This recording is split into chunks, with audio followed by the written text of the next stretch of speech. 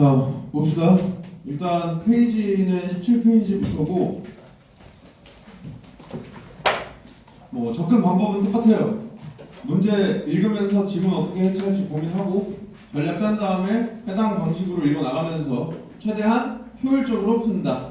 이게 대원칙이고 앞에만 보시면 됩니다. 어차피 앞에 다 띄워놨으니까. 자, 일단 1번은 일치불일치니까 지문 읽어가기 직전에 확인한다. 이 생각만 하면 되고요. 그 다음 2번은 활용한 자료의 목록이래. 그러면 자료가 활용될 거라는 거 알 수 있고요. 그 다음 자료가 나올 때마다 체크해야겠다고 생각하면 되겠죠. 그 다음 보기 나타난 학생들의 반응에 대한 이해로 적절하지 않은 거 고르래. 그럼 얘는 반응에 대한 문제니까 얘부터 일단 풀러갑니다.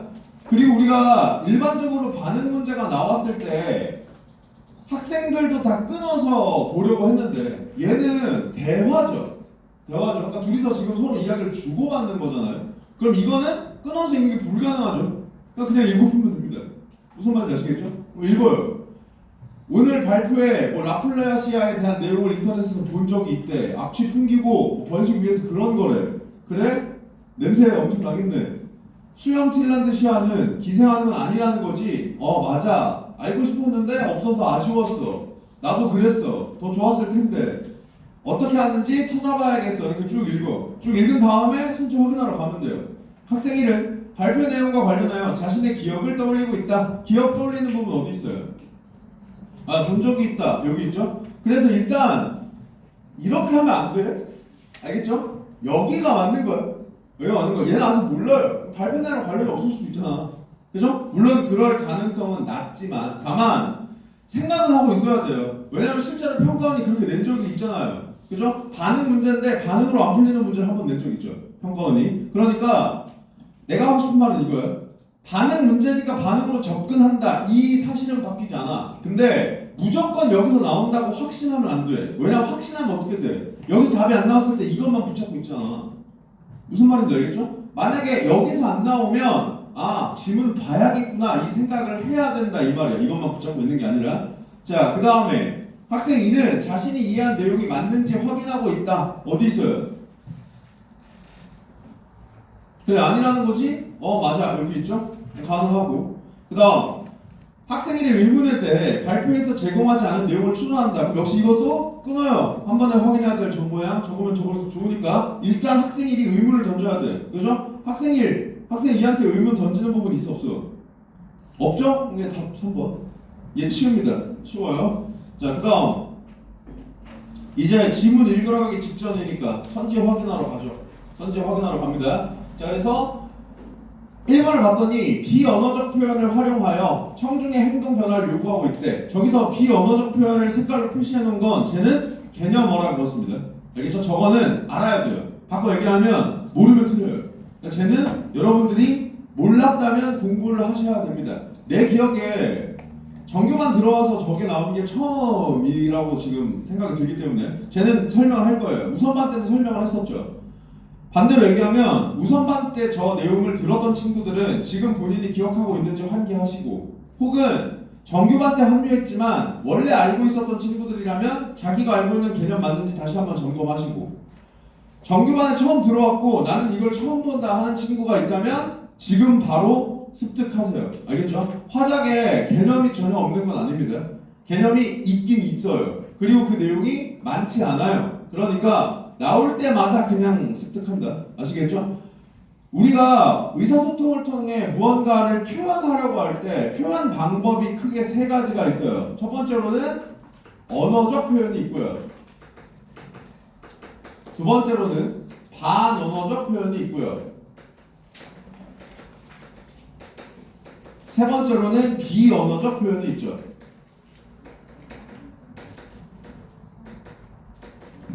그래서 언어적 표현이라는 건 문자 그대로 표현을 언어로 하는 거예요. 그러니까 우리는 지금 텍스트로 보고 있지만 실제로는 이게 발표 상황인 거죠. 그러니까 실제로는 여기 나와 있는 글자를 말로 하고 있을 거라고요. 그 말로 하는 게 전부 다 언어적 표현이야. 예를 들어서 안녕하세요 이런 거 있잖아. 이런 거 다 언어적 표현이다. 반언어적 표현은 반은 언어다 이 뜻이야. 그래서 반언어적 표현은 뭐라고도 나오냐? 준언어적 표현이라고도 나옵니다. 준언어적 표현도 마찬가지입니다. 언어에 준한다 이런 뜻이에요. 그래서 반언어적 표현 혹은 준언어적 표현은 언어적 표현에 얹혀서 실현되는 애들을 이야기한다. 그러니까 예를 들면 목소리 크기라든지 아니면 말의 빠르기라든지 이런 것들이죠. 그래서 뭐 억양, 크기, 강세, 뭐 빠르기 이런 것들 전부 다 반언어적 표현이야. 비언어적 표현은요. 언어가 아닌 거야. 언어가 아닌 거. 그래서 언어적 표현과는 무관한 표현들. 예를 들면 몸짓, 제스처, 뭐 눈짓 이런 것들 있죠. 이런 것들이 전부 다 비언어적 표현이다. 그래서 얘네들은 알아야 돼요. 쉽게 얘기해서 비언어적 표현을 모르면 이 선지를 확인할 방법이 없어. 무슨 말인지 알겠죠? 그러니까 만약에 몰랐다고 한다면 그냥 여기서 바로 습득해 돌아. 알겠죠? 여기까지는 기본이야. 기본이야. 그리고 우리가 실제 발표를 듣고 보고 있는 게 아니죠. 따라서 이 새끼가 목소리를 크게 하는지, 뭐 손짓, 발짓을 하는지, 뭐 춤을 추는지 알 수가 없어. 그죠? 반대로 얘기하면 어떻게 제시할 수밖에 없어? 괄호로 제시할 수밖에 없다. 따라서 얘를 물어보면 괄호를 훑어보면 됩니다. 괄호를 훑어보면 됩니다. 다만 평가원은 이렇게 낸 적이 없지만 재작년인가 3년 전인가 그 EBS에서 반언어적 표현, 비언어적 표현 얘랑 관련된 정보를 언어적 표현으로 드러낸 적은 있어요. 예를 들면 이런 거야. 말을 하는데 애가 이렇게 얘기한 거야. 내가 아까 목소리를 크게 한 이유는 뭐 이런 식으로 얘기를 했어요. 그러면 그 진술을 통해 목소리를 크게 했었다는 사실을 알 수 있죠. 그래서 반언어적 표현 사용한 거 맞다 이렇게 출제한 적이 있어. EBS가. 알겠죠? 그러니까 혹시 모른다라고만 생각하세요. 평가원은 그렇게 낸 적은 없습니다. 알겠죠? 근데 EBS에서 그렇게 낸 적이 있으니까 아 그럴 수도 있겠구나. 요 정도는 생각을 해두시고 그 다음 지금부터 설명하는 건 심화 개념이니까 외울 필요까지는 없어요. 그냥 들어두시면 돼요. 그래서 고맥락 문화 이런 표현이 있습니다. 이게 무슨 말이냐면 의사소통에 있어서 맥락 파악을 되게 중요하게 생각하는 문화다 이런 뜻인데 우리나라가 요 문화거든요. 우리나라가 이 문화. 그러니까 이게 무슨 말이냐면 이런 뜻이야. 우리가 의사소통을 할 때 내가 너네들이랑 예를 들어서 이야기를 나누잖아요. 그럼 너네들이 내 이야기를 들을 때 내 정보를 받아들일 때 언어적 표현을 더 중요하게 생각할 것 같아? 반비언어적 표현을 더 중요하게 생각할 것 같아? 언뜻 생각하면 언어적 표현을 더 중요하게 생각할 것 같죠. 왜냐면 기본적으로 말을 서로 주고받는 게 의사소통이니까. 근데 우리나라는 고맥락 문화이기 때문에 얘를 훨씬 더 중요하게 생각한다. 그래서 내가 그 우수한반 때도 예를 들었지만 자 지금부터 내 기준으로 왼쪽을 봐. 이랬을 때 여기를 보면 병신이다 이 소리야. 여기 오른쪽이잖아. 그죠? 근데 왜 일로 눈이 가냐면 너네들이 내 말에 집중하는 게 아니라 내 행동에 집중해서 그렇다고. 무슨 말인지 알겠죠? 이게 고맥락 문화의 예시야. 그래서 얘도 헌법에서 가르치긴 하거든요. 아직까지 출제한 적은 없습니다. 그래서 이런 내용도 있구나를 그냥 알아만 두세요. 아시겠죠? 여기까지는 그냥 외워야 돼. 알겠죠? 개념을 정확하게 익히고 외워두시고. 자 그래서 마찬가지야. 비언어적 표현 활용하여 여기서 끊고 괄호를 쭉 훑으란 말이야. 괄호를 쭉 훑어요. 괄호를 쭉 훑으면 얘가 보이죠. 고개를 저으면. 그죠? 고개를 저으면 지금 뭐 하고 있는 거예요? 비언어적 표현하고 있는 거죠. 그러니까 얘는 맞다고요. 여기서 또 뭐 조심해야 돼? 독서는 절대 잊지 않아요. 독서는 절대 잊지 않았는데 이게 화작이니까 이게 맞으면 여기다 동그라미 치는 애들 있다고요. 있네? 그 이렇게 체크한다고. 그럼 안 돼. 알겠죠? 저번 시간에도 얘기했지만 제발 진짜 부탁 좀 할게. 화작도 생각 좀 해. 알겠지? 독서만큼 깊게 생각 안 해도 되잖아. 근데 뇌를 비우진 말자. 알겠죠? 그냥 글자만 보고 OX 체크하지 마시고 뒤에도 판단해야겠다고 생각은 해야 돼. 아시겠죠? 여기에 내용을 보세요. 다른 식물에서 양분을 흡수하는 건 아니에요. 라고 되어 있죠? 이게 행동 변화 요구랑 관련이 있어 없어? 없죠? 얘는 X라고. 얘가 X죠 그러면. 무슨 말인지 알겠죠? 이렇게 체크하시고. 자 그 다음 발표 내용과 관련한 질문을 하여. 마찬가지죠? 질문을 파악하려면 뭐가 나와야 돼? 물음표가 나와야겠죠. 그러니까 쭉 물음표 부분을 훑으라 이 말이에요. 뭐 안녕하세요 이런 것도 물음표잖아. 이런 부분들을 훑으면서 뭐 생각하면 돼요? 배경 지식 확인하고 있는 부분이 있는지를 체크하면 되겠죠. 그러면 실제로 이 부분이 있어요. 번식을 위해 곤충을 속이는 식물도 있다는 걸 아시나요? 청중을 둘러보며 모르는군요. 얘기하죠. 배경 지식 확인 맞아요. 맞죠? 여기서 2번 체크하고 그냥 끝낸다. 자, 그러면 아직 우리가 지문을 본격적으로 읽지 않았지만 문제는 두 번째 문제 딱 하나만 남아요. 그죠? 두 번째 문제 딱 하나만 남습니다. 그래서 그러니까 여기 교재를 기준으로는 5번 문제. 그러면 반대로 이 지문을 읽는 목적이 바뀌어요. 이제 이 지문은 뭘 위해 존재하는 거야? 5번을 위해 존재하는 거야. 나머지 다 해결했잖아. 그죠? 그러면 읽는 방식도 바뀌어야겠죠. 얘를 전부 다 정독할 필요가 없습니다. 그죠? 자료 활용하는 부분만 정독하면 돼요. 자, 근데 여기서 내가 너네들한테 한 가지 이야기해주고 싶은 건 그렇다고 안 읽진 마세요. 알겠죠? 이런 상황이 오면 그냥 다 뛰어넘고 자료가 나와 있는 부분만 읽는 친구들이 있는데 개인적으로 그건 별로 추천하지 않아. 왜냐하면 그렇게 읽게 되면 대화의 맥락이 흐려져요. 대화의 맥락이 흐려지면 어떤 일이 발생하냐? 실수의 가능성이 높아져요. 알겠죠? 그러니까 나와 있는 단어로 선지를 구성했을 때 의미 판단이 힘들어진단 말이에요. 그러니까 뛰어넘지는 말고 빠르게 읽으세요. 그냥 이런 내용이구나 이런 식으로는 읽으라고. 대신 이런 상황이면 또 얘기가 달라지죠. 시간이 없어요. 지금 2분 뒤에 OMR 내야 돼. 근데 이 문제 못 풀었어. 그럼 그때는 그냥 자료만 읽어. 알겠죠? 왜? 그래서 틀리면 시간 관리 못해서 어차피 틀릴 문제였으니까 상관없어요. 근데 자료만 봐서 맞히면 장땡이잖아. 무슨 말인지 알겠죠? 평상시에는 생략하지 마시고 아예 그냥 안 읽고 넘어가지 마시고 빠르게 읽길 바랍니다. 자, 그래서 실제로 보면 이런 데를 그냥 슥슥 읽으란 얘기야. 인사하는구나. 방식, 살아가는 방식에 대해서 이야기하려고 하는구나. 집중하래. 식물들이 있습니다. 먼저 라플레시아라는 식물이에요. 자료 제시. 여기서부터 이제 천천히 읽는 거예요. 무슨 말인지 알겠죠? 이 식물은 특이하게도 잎도 줄기도 뿌리도 없이 꽃만 있대. 그래서 꽃만으로는 광합성을 할 수 없기 때문에 숙주인 덩굴식물에 기생하여 양분을 흡수한대요. 덩굴에 붙어있는 것 전체가 꽃이고 꽃의 무게가 10kg가량이고 지름이 거의 1m가 된다니 정말 놀랍지 않나요? 다른 식물에 붙어서 살아가는 식물이 또 있습니다. 다른 식물에서 영양분을 흡수하는 건 아니에요 하고서 이제 다음 자료로 넘어가죠. 여기서 끊는다고요. 여기서 끊고 내가 지금 여기는 이렇게 띄워놨지만 사실 실제로는 여러분들이 어떤 사고 과정을 거쳐야 되냐면 자료 중에 어떤 자료가 쓰였는지를 확인해야 됩니다. 그러니까 얘는 친절하게 순서대로 줬어요. 친절하게. 근데 이거 순서 흐트러질 수도 있잖아. 그죠? 그럼 그때는 내가 자료를 보면서 어떤 자료일지 체크하고 그 자료랑 관련된 선지를 체크하러 가는 거예요.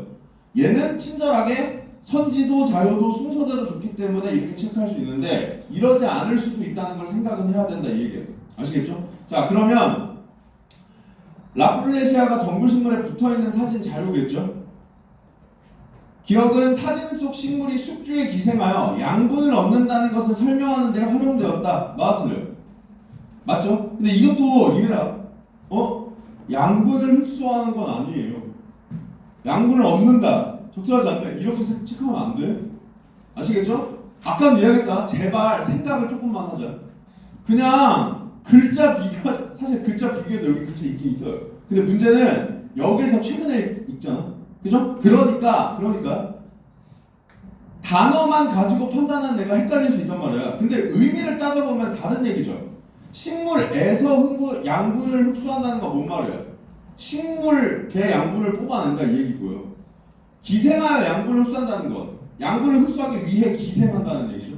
그러니까 양분을 흡수하는 건 이 식물이 아니라 다른 데서 흡수할 수 있는 거잖아. 무슨 말인지 알겠죠? 다른 얘기야, 다른 얘기. 그러니까 얘는 적절하다 이렇게 판단할 수 있어야 돼. 그러니까 이런 방식의 선지 구성을 독서에서 자주 쓰잖아. 그러니까 얘는 지금 내가 이야기할 때 뭐 그거 헷갈려하는 애가 누가 있다고 이렇게 생각할 수 있는데 독서면 너네들 그거 다 틀리더라니까요. 무슨 말인지 알겠죠? 그러니까 화장은 쉽잖아. 지문이. 반대로 얘기하면 그런 생각을 하는 훈련을 하기에 좋다고요. 지문을 이해하는데 독서만큼 큰 힘을 들이지 않아도 괜찮으니까. 아시겠죠? 자, 다음. 이 식물은 파인애플과에 속하는 수염틸란드시아인데요. 여기 이 부분은 공기 중에 노출되어 있는 공기 뿌리랍니다. 땅속 뿌리가 없어서 공기 뿌리를 이용하여 다른 식물에 붙어서 살아가는 거지요. 뿌리가 땅속에 있는 게 아닌데 양분과 수분은 어떻게 얻을까요? 하고 넘어가요. 자료로. 다음 자료로. 여기서 또 끊어요. 또 끊어. 그 다음 자료 뭐 활용했는지 확인해. 그럼 니은이겠죠. 선생님 나뭇가지 없는데요? 이러면 안 된다. 알겠죠? 생각해 제발. 단어 없다고 얘기하지 말고. 이게 발표 상황이라고 생각하면 여기 이 부분은 이 짚으면 사겠죠. 지금 내가 PPT 띄워놓은 것처럼 이 부분은 짚는 부분이 뭐야? 공기 뿌리죠. 근데 그 공기 뿌리가 다른 식물에 붙어서 살아가는 부분이잖아요. 그럼 짚은 부분에 다른 식물에 붙어있는 장면이 나올 거라고요. 무슨 말인지 아시겠죠? 그래서 니은은 사진 속 식물의 공기 뿌리가 하는 역할, 어떤 역할을 해? 그냥 붙어서 살아가게 하죠. 그죠? 적절하다. 다음 보시는 것처럼 수염틸란드시아는 잎에 있는 비늘처럼 생긴 털을 통해 공기에 있는 양분과 수분을 얻는답니다. 그 다음 또 자료 넘어가요. 여기서 또 끊어요. 그냥. 또 끊어. 그 다음 역시 확인해보면 잎을 확대한 사진 가능하겠죠. 왜냐하면 보시는 데가 잎에 있는 비늘처럼 생긴 털이잖아. 그죠? 이걸 보여주려면 당연히 얘를 확대해야 보이겠죠.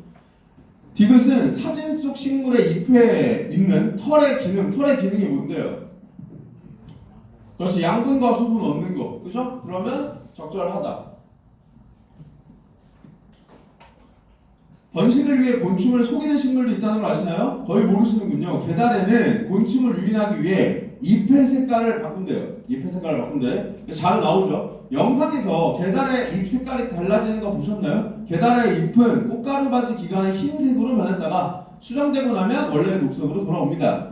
꽃은 작고 잎에 가려져 있어서 곤충들이 잘 못 봐. 그래서 잎을 꽃처럼 보이게 해서 곤충을 유인하고 번식에 이용하는 거다. 하고선 다음 식물을 하니까 여기서 또 넘어가잖아요. 여기서 끊어요. 그리고 확인하러 갑니다. 그러면 꽃가루 바지 기간인 때와 아닌 때 게달을 촬영한 동영상 자료. 이건 뭐 가능하겠죠. 영상에서 달라진다 라고 했는데 달라질 때가 이때니까. 그죠? 리을은 동영상 속 식물의 꽃이 작고 잎에 가려져 있는 이유를 설명하는 데 활용되었다. 이유가 뭔데요? 모르죠? 없으니까 모르잖아. 그죠? 그러니까 정답 4번 이렇게 하면 된다고. 그러면 2세트 끝이죠. 무슨 말인지 알겠죠? 이렇게 해결하면 된다. 자, 그러면 이제 통합 질문으로 넘어간다.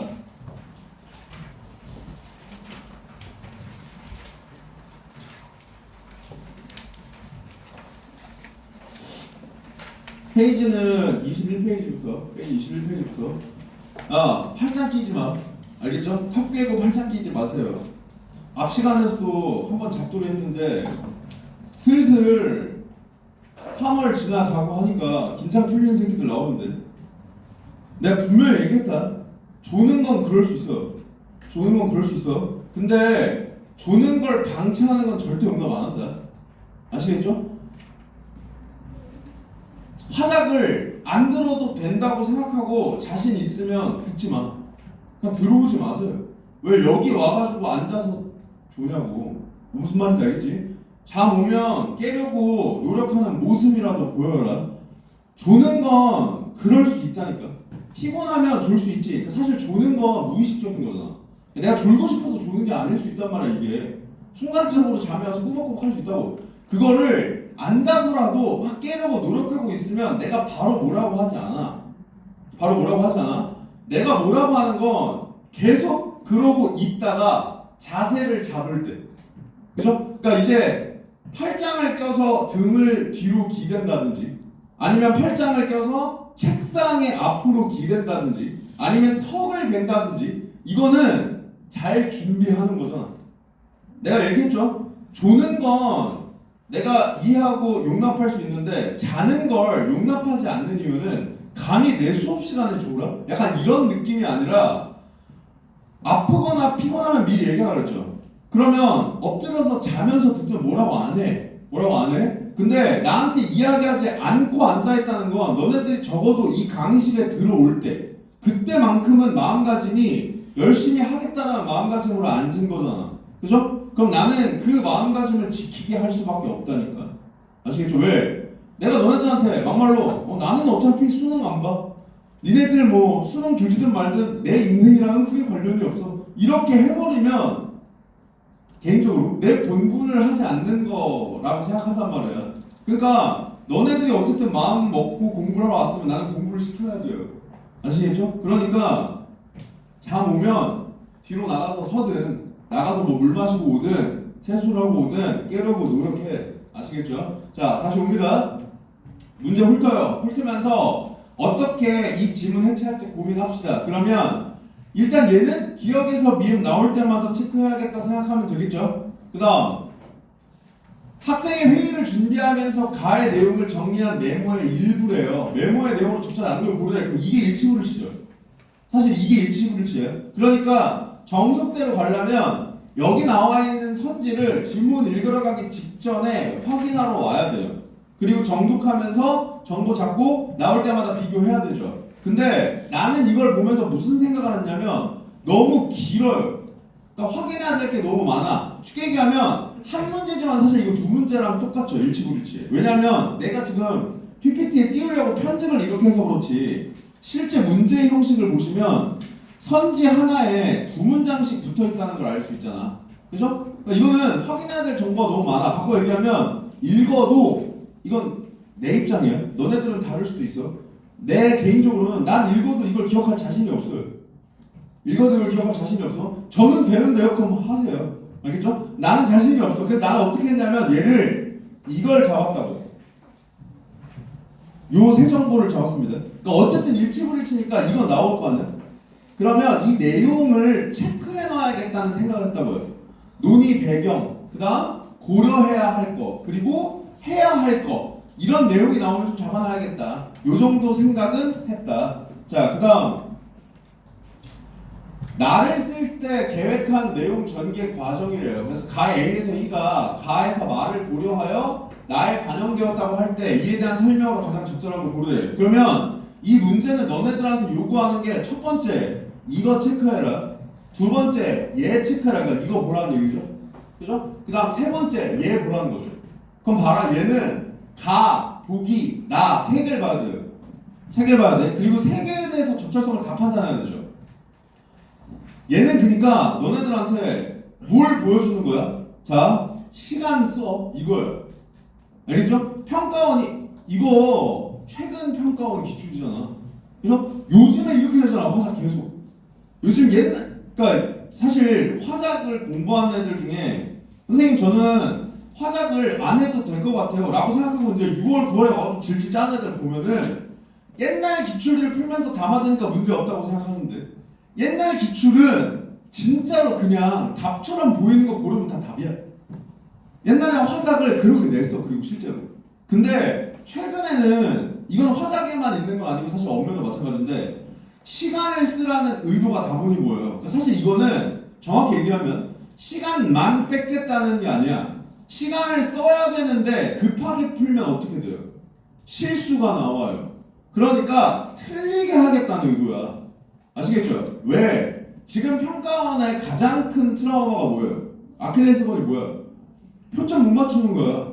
분명히 선택 과목 나눌 때 평가원이 공표했어요. 뭐라고? 언매랑 화작. 이건 사실 수학도 마찬가지인데 선택 과목을 뭘 선택하든 선택 간에 유불리가 없게 하겠다. 이걸 공표를 했거든요.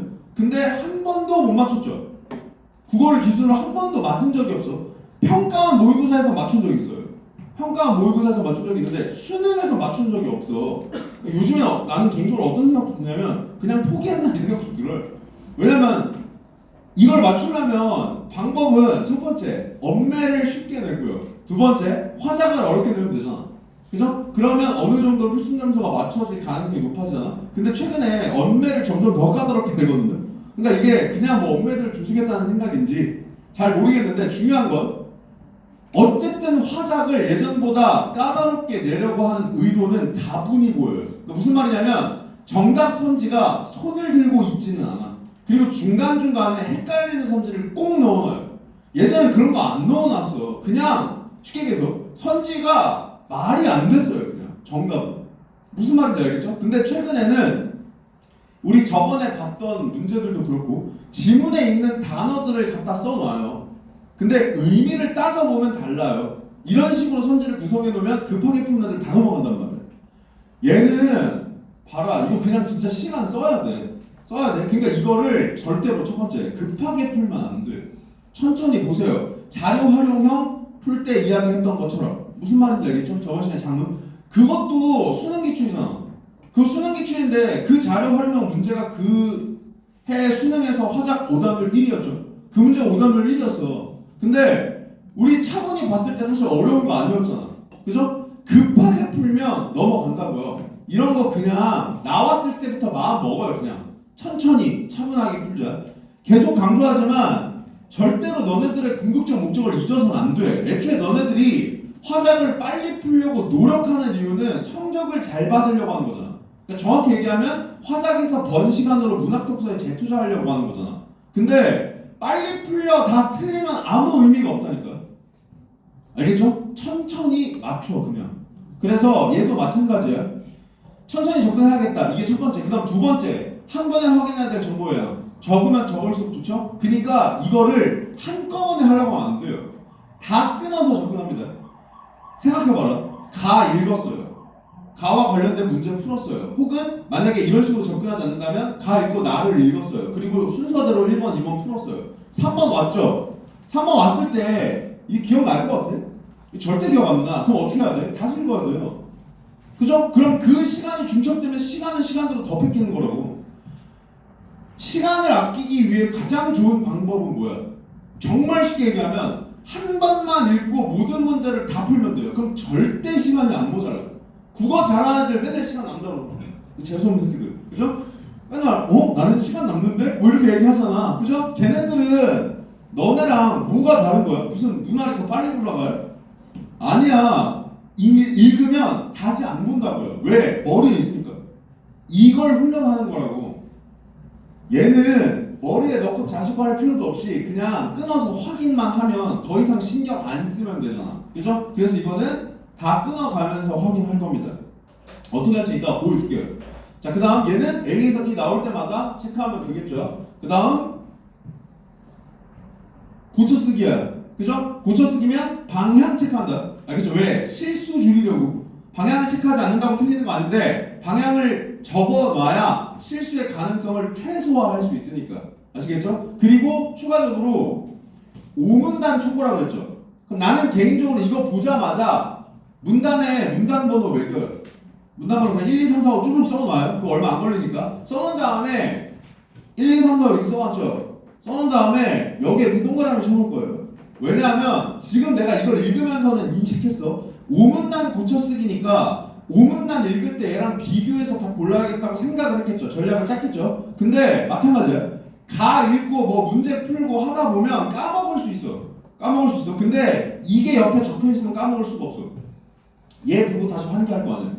무슨 말인지 알겠죠? 그래서 얼마 안 걸리니까 요 시간 투자해서 내가 기억을 환기할 수 있다면 적어두는 게 의미가 있다. 그래서 요렇게 쭉 전략 짜두고 그 다음 지문으로 갑니다. 얘들아 어제 뉴스 봤어? 임금 땡땡고가 뭐 160년 앞두고 교가 바꿨대. 왜 바꿨대? 씩씩한 권한 청년 일꾼이여 이런 구절이 반복됐대. 이런 걸 누가 쓰냐? 이런 가사는 개교 당시 사회에서 요구되던 특정 역할만을 강조하는 거라고 뉴스에서 그러더라. 자 여기서 대화 하나 끝났죠? 대화 맥락 하나 끝났죠? 여기서 바로 이거 확인해요. 그죠? 상대가 언급한 내용에 대해 관련 정보를 요청한다. 언급한 내용이 뭔데요? 교가 가사 바꿨다죠? 어떤 정보 요청하는데요? 이유죠. 그죠? 자, 너네들이 여기서 뭘 또 생각해야 되냐면 지금 내가 하는 이 짓을 공부할 땐 해야 돼. 알겠죠? 너네들 시험장에서 절대 이렇게 생각 안 하죠. 쓱 보고 있는 것 같다 동그라미 이렇게 치잖아. 그러니까 실수가 나오는 거거든요. 그러니까 시험장에서는 모든 선지를 다 꼼꼼하게 체크하면 시간이 모자랄 수 있어. 근데 공부할 때는 이런 생각을 의도적으로 해야 돼. 그래야지 시험장에서는 의도적이지 않게 나옵니다. 무슨 말인지 알겠죠? 의도하지 않아도 가능해진다고. 그걸 목표로 하기 위해서 계속 생각해야 돼. 아니 앞에 반 수업 할 때 들어보니까 너네가 나랑 그 국기에 대한 경례 구절이 다르다고 하더라고요. 그게 이제 이거랑 사실 비슷하죠. 너네들 국기에 대한 경례 어떻게 했어? 그 나는 자랑스러운 태극기 앞에 있고 있잖아. 나는 자랑스러운 태극기 앞에 그다음 뭐예요? 뭐예요? 라떼는 말이에요. 나는 국기에 대한 경례 어떻게 했냐면 나는 자랑스러운 태극기 앞에 조국과 민족의 무궁한 영광을 위하여 몸과 마음을 다 바쳐서 충성을 다할 것을 굳게 다짐합니다. 이렇게 했거든요. 너네들은 달라졌죠. 왜 달라진 거야? 시대적 상황이 달라진 거야. 그죠? 여기도 마찬가지라고. 요즘에 씩씩한 거나 이런 거 누가 해요? 청년 일꾼이요? 요즘 일 못해서 안 다닌데. 아 그래? 그런 가사 내용이 개교 당시에는 중요한 가치로 여겨졌겠지만 지금은 그렇지 않으니 바꾼 거구나. 근데 비슷한 시기에 개교한 우리 학교 교훈도 문제가 있지 않니? 자 여기가 알겠죠? 여기서 이거 체크하러 온다고 이게 지금 3번에 1번 선지 A 부분만 떼는 거야. 그러니까 실제로 너네들 시험장에서 이 부분을 눈으로 보면 된다를 내가 보여주려고 여기를 떼는 거예요. 그러니까 여기를 본다고요. 그러면 땡땡고의 예전 교과 가사에 담긴 가치의 중요도가 지금은 달라졌다는 A의 내용 맞아요? 맞죠? 당시에는 중요했지만 지금은 아니다. 이게 달라졌다 이 내용이잖아. 여기를 그럼 동그라미 쳐놓으면 이따가 이 문제를 풀어갔을 때 여기는 신경을 안 써도 된다고. 가는 신경을 안 써도 된다고. 무슨 말인지 알겠죠? 이렇게 지워둬. 그다음 넘어갑니다. 맞아. 등교할 때 교훈을 보면 마음이 좀 불편하더라. 그래서 교훈을 바꿨으면 좋겠다고 생각하는 적이 있어. 나도 그랬는데 우리 학교 교훈도 땡땡고 교과처럼 특정 역할만이 두드러진 것 같아. 그래서 많은 학생들이 공감하기 어려운 것도 사실이야. 자, 일단 여기 읽고 당연히 얘 체크해야 돼. 그죠? 수긍한 후 어딨어? 맞아. 그죠? 경험 제시 어딨어? 불편했어. 이게 얘가 경험한 거잖아. 그죠? 그러니까 맞다. 여기 체크하면 돼. 그 다음 두 번째로 이 생각도 사실 했어야 돼요. 이게 배경들이다. 이 생각을 해야 돼. 그죠? 얘 때문에 바꾸려고 하는 거구나. 이걸 머릿속으로 떠올려야 아까 일치불일치해서 걔네들을 잡았던 게 의미가 생긴다고요. 아시겠죠? 교훈은 지금 시대에도 맞는 보편적 가치를 담고 있어야 하는 거 아니야? 누구나 공감할 수 있어야 하고. 그런데 우리 교훈은 그렇지 않은 것 같아. B죠? 역시 B와 관련된 거 체크해요. 교훈 내용에 문제가 있다. 맞죠? 확인하고 넘어갑니다. 나는 우리 학교 교훈이 괜찮다고 생각했는데 듣고 보니 바꿔야겠다는 생각이 들어. 근데 뉴스에 따르면 땡땡고에서는 동문회를 설득하는 것이 쉽지 않았다고 하더라고. 아무래도 설립 이후 오랜 기간 동안 불러왔으니까 상징성이 있다고 생각해서 그랬던 것 같아. 그럼 역시 마찬가지죠? 체크합니다. 상대 견해를 바탕으로 기존의 인식을 전환한다.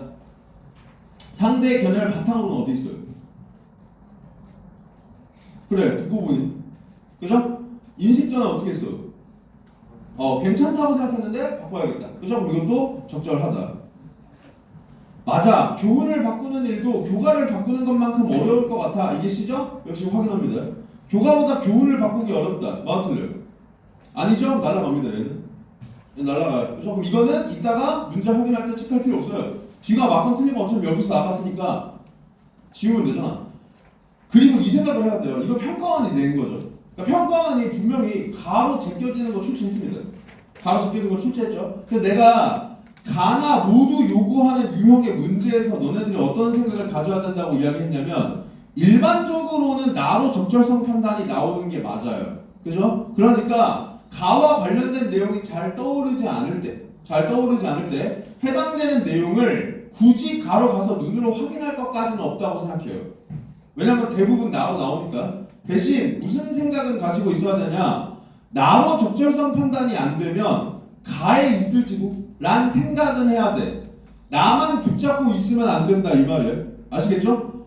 왜 내가 이 얘기를 하냐면 너네들이 화작은 붙잡고 있어요. 왜냐하면 틀릴 리가 없다고 생각해요. 그러니까 내가 분명히 나로 OX를 체크했는데 전부 다 동그라미라서 선지를 판단할 수가 없어. 그러면 만약에 그게 독서잖아요. 그게 독서면 내가 혹시 놓친 부분이 있을지도 이 생각을 하고 놓친 부분이 있는지 확인을 하러 갑니다. 근데 화작은 안 그래. 왜? 안 틀릴 거라고 생각하는 거죠. 내가 틀렸을 리가 없어. 독서는요. 언제나 그래왔어.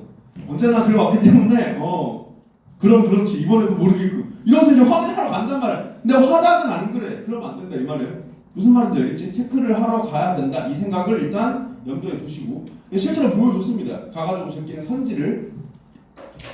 자 물론 답이 나온 거 아니지만 그러니까 동문 선배들과 학교 구성원의 의견도 충분히 들어갈 것 같아. 교훈 변경이 왜 필요하고 어떤 효과가 있는지 알리는 것도 중요하겠지. 자 그러면 제시한 대안에 대해 문제 제기하고 있는 거 있어 없어? 없죠? 전부 다 이거 모르면 돼요. 얘는 이제 풀렸고 해결됐고 교훈을 바꾸면 어떤 효과가 있을까? 불편한 마음 사라질 거고요. 긍정적인 영향도 받을 수 있을 거고 구성원의 관심도 높아지고 결속력도 커질 거래. 그리고 좋은 본보기가 될 것 같대. 그러면 추진할지 말지 안건으로 한번 올려보자. 내가 정리해 볼게. 나는 다른 학교 사례를 더 찾아서 회의 때 공유할게. 이거 뭐야? 해야 될 일. 그죠? 좋아. 회의에서 통과되면 교훈 변경에 대한 학생들의 의견을 조사해보자.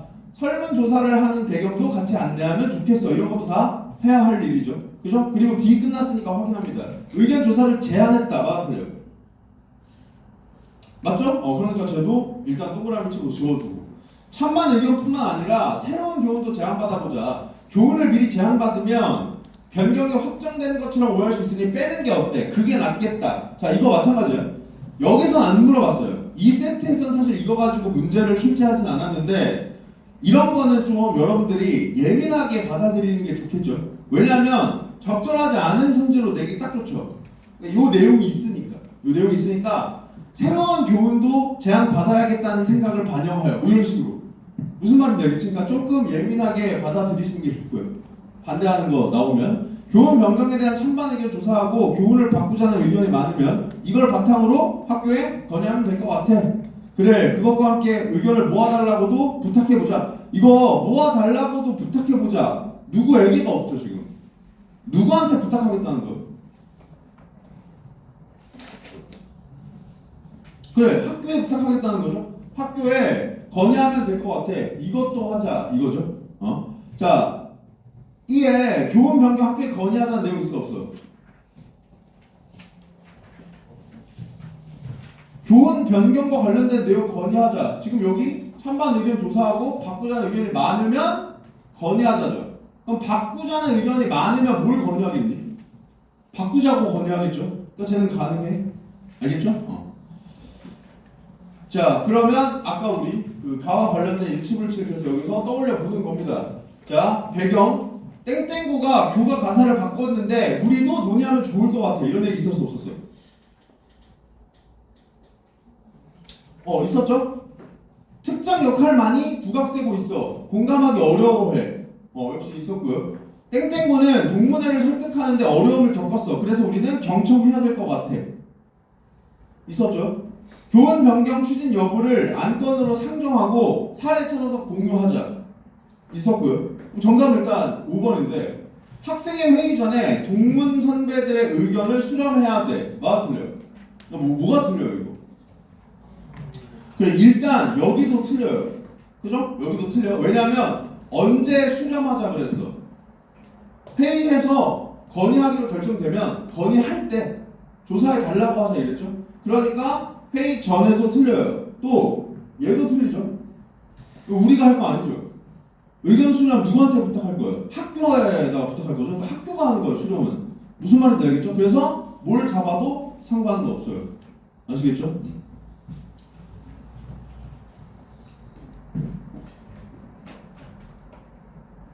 자, 그래서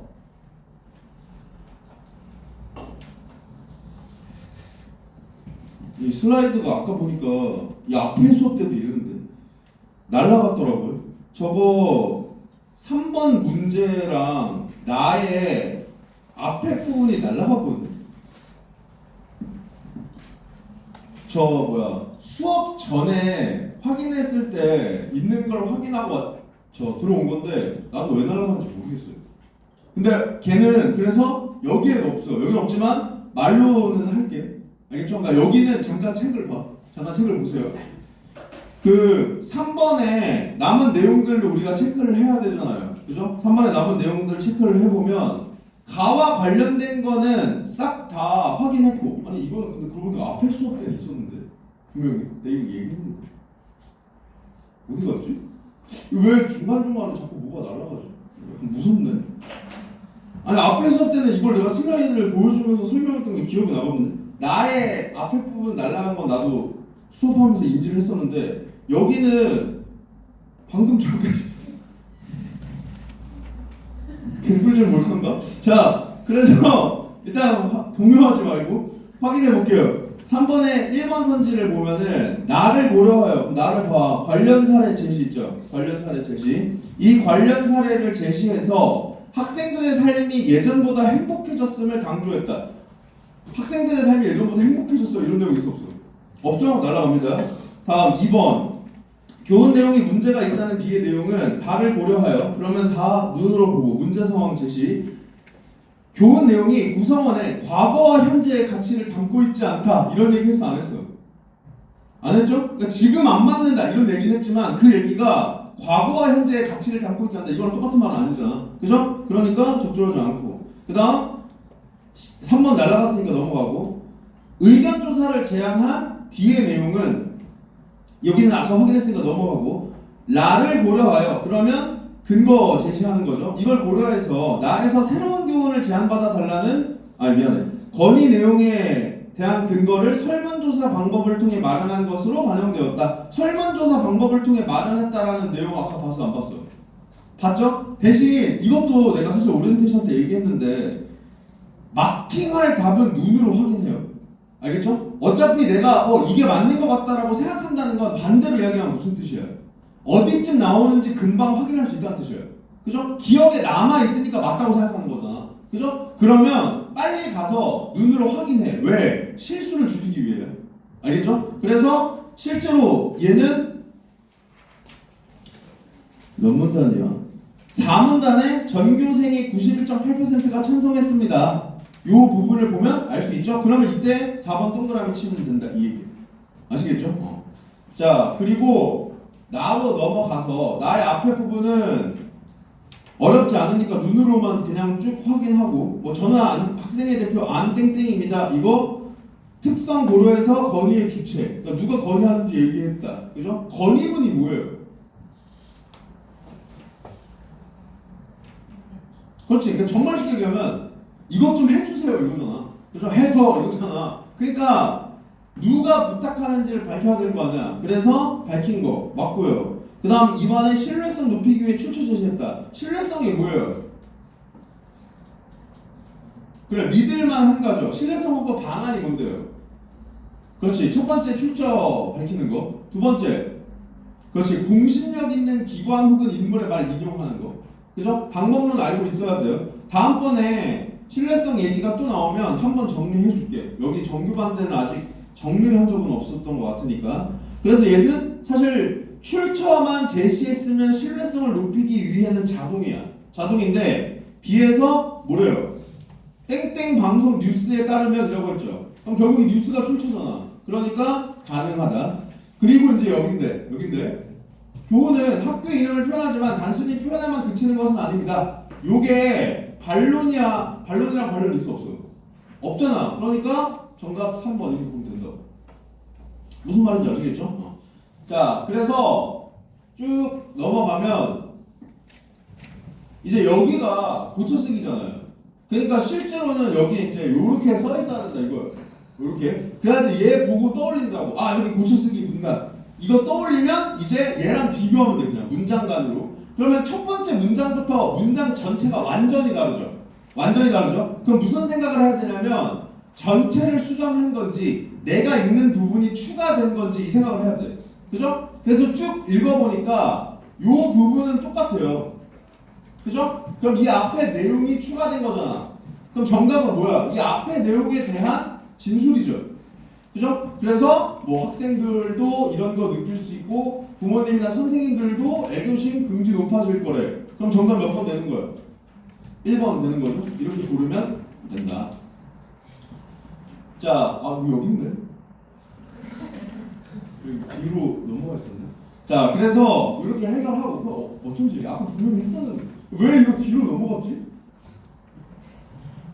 너무나 무섭고요. 자, 이건 장문은 사실 특이할 만한 문제는 없기 때문에 뭐 까다로웠던 것도 없고 몇 가지만 언급하고 넘어가겠습니다. 요 문제 있죠? 요 문제 조건에 맞춰 글쓰기인데 요 조건이 사실 좀 특이하죠? 왜냐면 너네들한테 뭘 요구하냐면 문단별로 단어를 찾아서 쓰래. 그럼 무조건 문단에 단어 있는지를 확인해야 하는 거잖아. 그죠? 그러니까 얘는 일단 얘를 좀 중요하게 생각을 했어야 될 거예요. 왜냐면 저기서 갈릴 수도 있으니까. 물론 이 문제는 친절하게 거기까지 요구하지는 않았어요. 그래서 요런 거 나오면 단어를 실제로 썼는지를 확인은 해야 된다는 생각을 가져야 돼. 그러니까 이것도 이 문제를 맞췄어도 여기만 체크해서 맞췄으면 조심했어야 된다 이 얘기야. 알겠죠? 그리고 3문단에 제시된 효과를 포괄하도록 문단별로 단어를 찾으라고 했으니까 당연히 머릿속으로 무슨 생각해야 돼요? 3문단, 4문단 일단 표시해두고요. 3문단, 4문단 표시해두고 그리고 그 3문단, 4문단 각각 확인하러 오는 게 가장 효율적이었겠죠? 3문단 끝나고 와서 3문단 효과와 단어 쓰인 거 거르고 그 다음에 4문단 가서 남은 것 확인해서 정답 고르고 이렇게 접근하는 게 가장 효율적이었을 것이다. 무슨 말인지 알겠죠? 근데 얘는 이제 그러니까 효과에 쓰인 단어로 정답 문제를 구성해 줬기 때문에 이걸 안 했어도 사실 답을 고를 수 있었단 말이에요. 만약에 본인이 실제로 여기를 숙제로 해올 때 여기를 신경 쓰지 않았고 맞췄다라고 한다면 이런 것도 신경 써야 된다는 생각 정도는 가져두라 이 이야기입니다. 아시겠죠? 네. 자료 활용형이야. 끊어가면서 확인하는 거 그게 제일 중요하고 아시겠죠? 네. 자, 다음 시간에 숙제는 다음 시간에도 한 세트만 합시다. 한 세트만.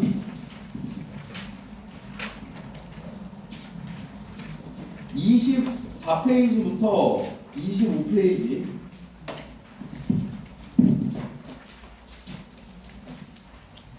그 다음에 69페이지부터 76페이지 이러면 역시 합합 하나, 장문 하나, 통합 하나요. 알겠죠? 그래서 이렇게 한 세트 풀어오는 걸 숙제로 내주겠습니다. 네, 고생하셨습니다.